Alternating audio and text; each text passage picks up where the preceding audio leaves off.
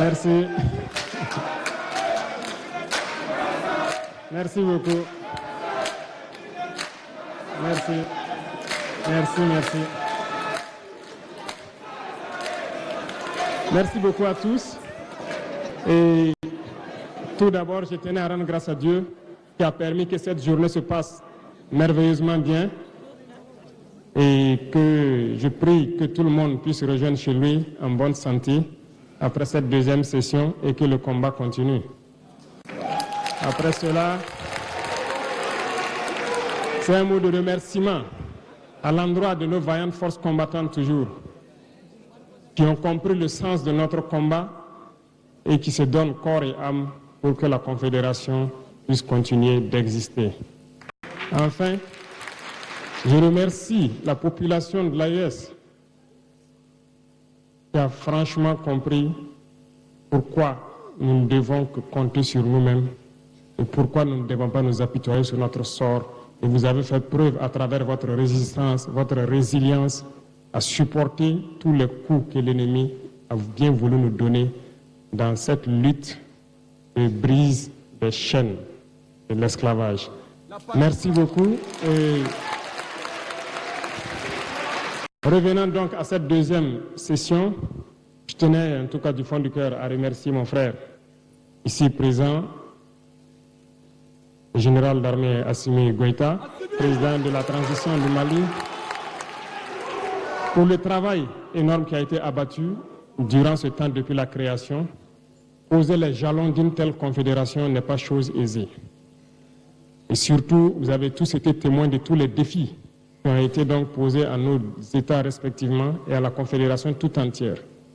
Donc je tenais à le dire encore, merci pour tout le travail abattu, merci pour le sens de l'écoute, merci pour tous les sacrifices consentis et merci surtout à tous nos collaborateurs, les membres du gouvernement, tous les services techniques qui ont vraiment œuvré pour que cette journée soit, qui ont tout fait pour que tous les acquis qui ont été donc à l'ordre du jour aujourd'hui puissent voir le jour.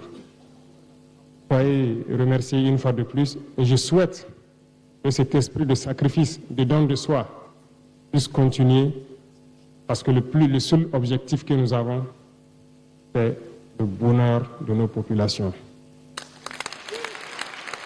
J'ai accepté avec beaucoup d'humilité et beaucoup d'interpellation donc cette lourde mission qui m'a été confiée.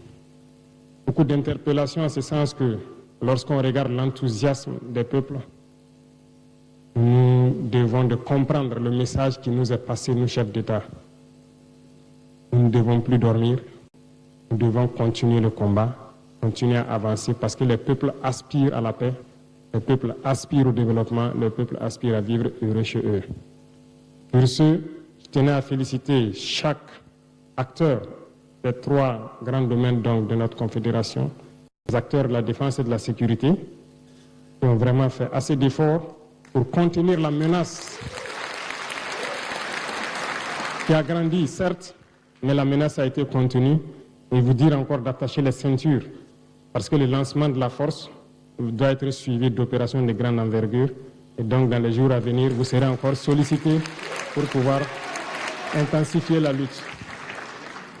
Aux acteurs donc de la diplomatie, je vous félicite, je l'ai déjà fait à Ouagadougou, je vous félicite encore, parce que vous n'avez pas fait que de la diplomatie, vous avez fait de la diplomatie et de la communication qui est aujourd'hui un maillon stratégique essentiel dans tout le combat que nous menons.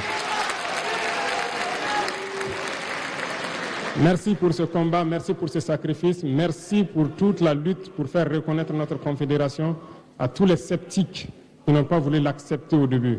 Et continuer ainsi parce que de grands défis nous attendent.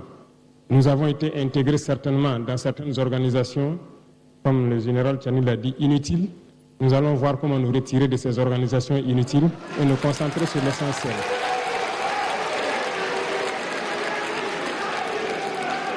Aux acteurs du développement qui est une mission transversale, après la sécurité et donc la diplomatie pour maintenir et la communication pour maintenir en veille donc l'esprit de nos populations, on pense au développement. Et le développement concerne plusieurs secteurs.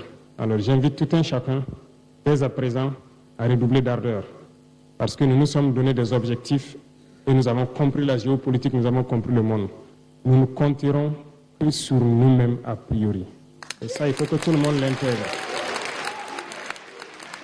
L'autosuffisance alimentaire doit être une réalité dans notre confédération et nous devons nous fixer des objectifs pour cela. Nous avons de grands projets de développement, que ce soit en termes d'industrie, d'infrastructure. Nous allons batailler pour que ces projets voient le jour. Et bien sûr, d'autres grands projets plus stratégiques et urgents nous attendent et qui va demander plus de célérité dans tout ce que nous faisons. Et c'est ce qui est attendu par tout un chacun ici et tous les peuples de la Confédération. Donc, le rythme sera certes soutenu, mais d'ores et déjà, je vous invite à vous mettre au travail pour que nous puissions relever les défis, parce que ce que nous faisons actuellement est un défi. Enfin, je continuerai donc à solliciter le soutien et l'appui de mes frères ici présents, qui, en tout cas, n'ont ménagé aucun effort à n'importe quel moment, quand j'ai voulu, j'ai eu besoin d'eux, ils étaient disponibles. Nous avons toujours ménagé nos programmes pour pouvoir nous retrouver et discuter des questions essentielles. Les défis furent nombreux, il y a eu des hauts, des bas, mais l'esprit de solidarité, l'esprit de fraternité, l'esprit de tolérance a permis à ce que nous soyons là aujourd'hui.